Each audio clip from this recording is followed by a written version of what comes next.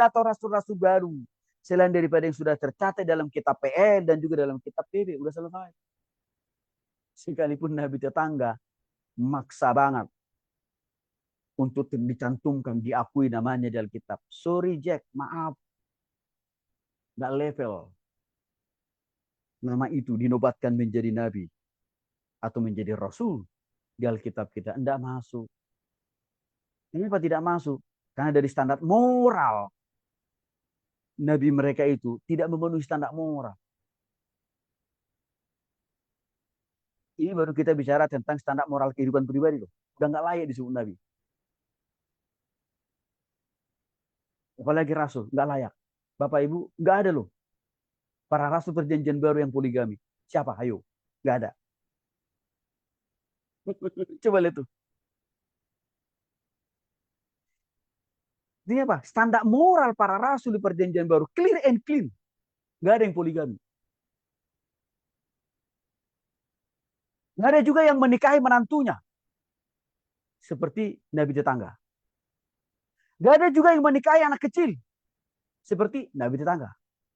Rasul kita nggak ada di perjanjian baru melakukan itu. Artinya dari standar moral jauh banget. Oke, mungkin dari standar Nabi. Nggak ada juga. Daud, Salomo mau dipakai badanannya.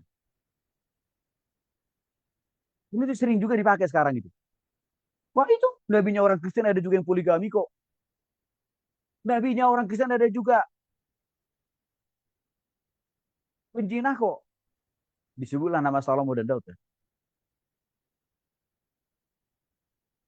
Bodohnya mereka itu. Nggak lihat konteks. Salomo dan Daud baru dipercaya Tuhan untuk menulis firman Tuhan. Itu setelah mereka bertobat total. Waktu Salomo dan dosa itu dalam dosa poligami. Daud jatuh dalam dosa perzinahan. Tuhan tidak percayai. Tuhan tidak utus suruh mereka menulis Alkitab. Enggak loh Bapak Ibu. Jadi lihat konteksnya. Lebih awal lagi. Loh, Nabi Abraham poligami.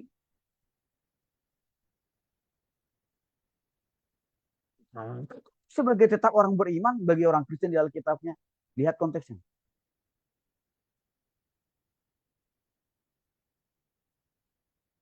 Tuhan tidak pernah merestui poligami yang dilakukan oleh Abraham terhadap Hagar, pembantunya. Enggak. Kan Tuhan sudah mengatakan. Di awal-awal sebelum Abraham poligami dengan Hagar. Juga Tuhan sudah katakan kepada Sarah istrinya Abraham. Percaya deh. Kau akan saya berkati dengan memiliki keturunan yang luar biasa, bahkan dibaratkan seperti bintang di langit pasir.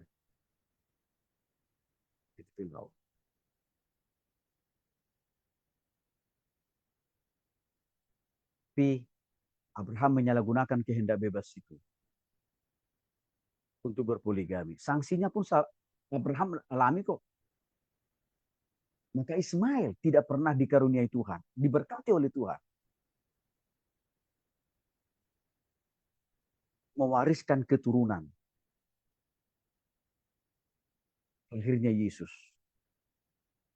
tidak pernah lahir dari silsilah keturunan Ismail, tapi dari silsilah keturunan Ishak kan Bapak Ibu.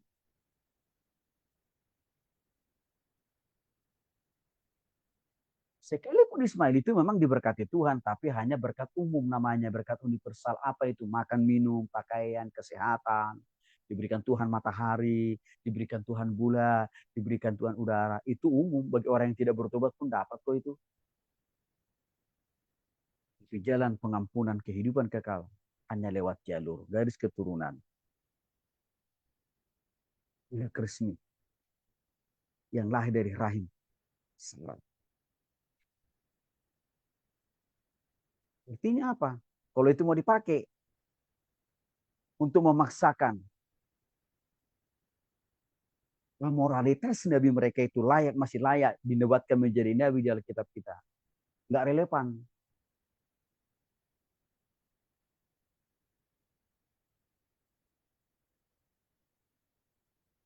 Wahyu pasal 22 ayat 18 ayat 19. Yohanes memberikan peringatan keras.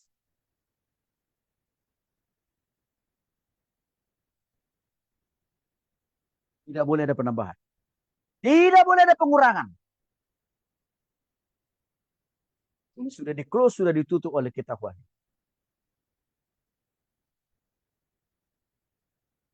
Maka kita apokrif Bapak Ibu, itu tidak bagian dari penambahan.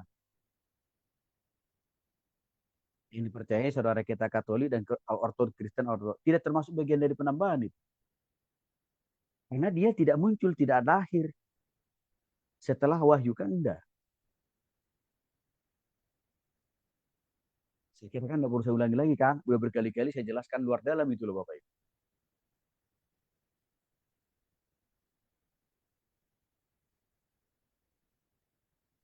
Jadi kalau orang lain mengklaim kitab kami kitab pembenar, nabi kami nabi penyempurna dari Hong Kong, moral nabinya aja tidak lebih baik. Surga yang ditawarkan oleh nabinya, bahkan surga yang ditawarkan oleh kitabnya juga tidak lebih mulia, tidak lebih kudus, tidak lebih suci, bahkan lebih kacau. Karena surga yang ditawarkan oleh kitabnya, oleh nabinya adalah tidak lain tidak lebih seperti apa? Tempat prostitusi di dunia ini. Maka kitab kita menolak itu. Konsep surga, isi surga, suasana surga.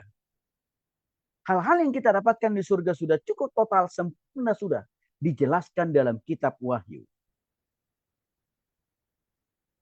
Tidak ada yang kurang lagi.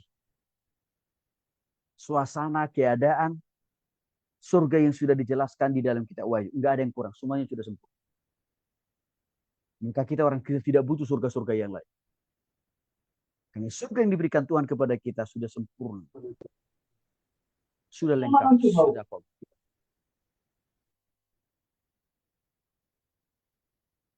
Jadi Wahyu pasal 22 18 sampai 19 sebenarnya mau menyatakan dengan jelas dan tegas. Semua isi kitab perjanjian baru dan isi kitab perjanjian lama sudah sempurna. Sudah lengkap dan sudah sangat-sangat komplit. Semua isi kitab perjanjian baru juga dari Tuhan yang sama.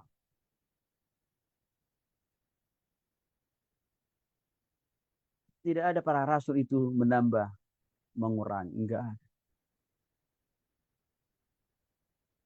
Untuk itu Bapak Ibu mari kita taati kesempurnaan dari firman Tuhan yang kita punya. Jangan kita menjadi penambah. Jangan juga kita menjadi pengurang. Kalau orang Kristen berpoligami, berarti dia menambah.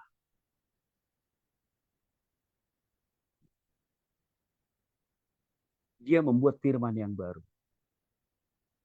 Kalau orang Kristen bercerai, berarti itu masuk kategori pengurang. Karena Tuhan bilang, apa yang dipersatukan tidak boleh diceraikan kan? Maka tindakan cerai itu dia mengurangi apa yang sudah Tuhan katakan. Memang hari-hari ini saya lihat ada dua jenis penambahan dan pengurangan di dalam Alkitab itu. Satu, penambahan dalam bentuk teks. Artinya penambahan kitab baru. Seperti yang dibuat oleh Saksi Yahova, Mormon, Pondok Nabi, Children of God. Mereka kan membuat kitab baru.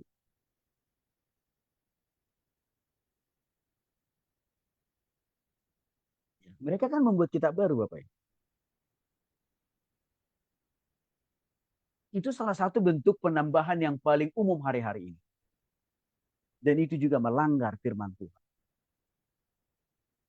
Tapi ada penambahan-penambahan lain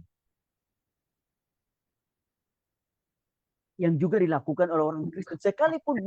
Sekalipun dia tidak melahirkan kitab baru, tapi penambahan apa? Dari contoh yang saya katakan tadi. Tuhan sudah kasih ketetapan, hanya boleh menikah satu kali. Hanya boleh memiliki pasangan satu. Ditambah menjadi 2, 3.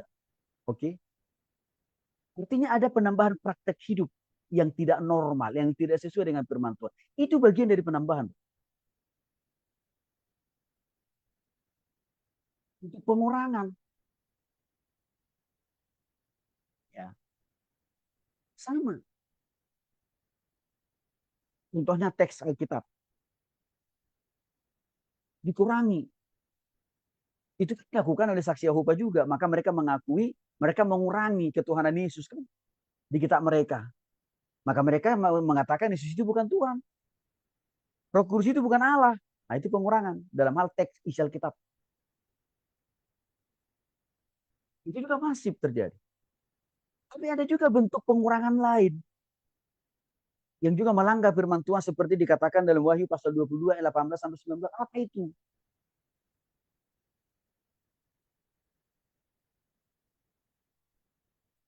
Nah, bercerai dengan mencari dalih alasan karena zina. Padahal Tuhan katakan, oleh karena alasan zina pun tidak boleh kau bercerai. Berarti kan mengurangi itu. Yang sudah Tuhan persatukan, yang sudah Tuhan buat komplit, sempurna, dia kurangi. Itu bentuk pengurangan dalam tindakan dan perbuatan. Dan itu melanggar firman Tuhan, gitu Bapak.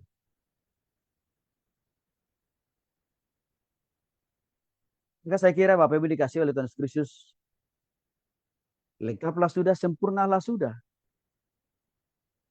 Firman Tuhan yang sudah kita terima.